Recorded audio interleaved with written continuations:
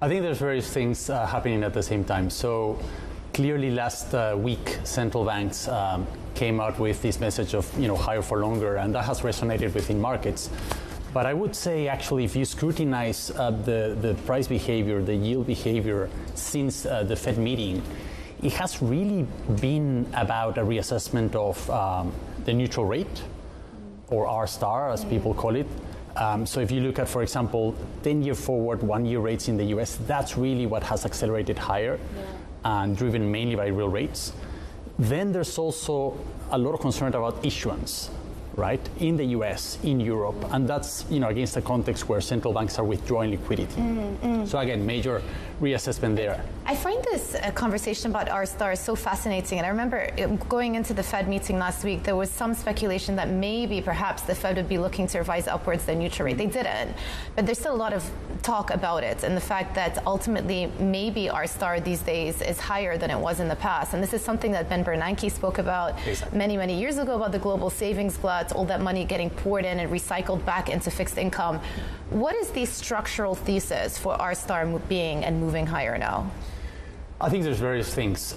So you can, tell stories about, productivity. A more productive, U.S. economy should tolerate, higher interest rates. There's stories about, as you said, savings versus investments in an economy that requires a lot more investment, and we see that happening actually in the U.S. That also should push, higher that, investment demand and interest rates in the long term. So there's, various reasons. But the key thing, going back to your point about the Fed, even though they didn't revise their median dot stayed the same, the skew was clearly to the upside. And that's what the market is picking up on. How is positioning in U.S. rates right now? Has this march higher in Treasury yields been painful for investors? Absolutely. So I think one of the things that people sometimes don't realize is that bond positions have been building up because there's higher yields, and because people have been expecting recessions. So a consensus view is to have long positions in bonds, duration exposure, because they defend you against the next recession.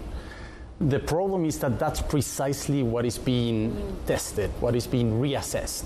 So investors and many big asset managers, for example, and also banks, etc., end up being long in the asset that is precisely going through the reassessment, and that's the pain trade. And how would you characterize the risk of recession in the U.S. now? So we attach a 25% probability of recession risk in the U.S. So it's significant, but you have to remember in the U.S. If you look at the one economy that is able to generate growth, and that has been doing that consistently, even despite all these cross currents and uncertain environment, it's been the U.S. So we're comfortable with that.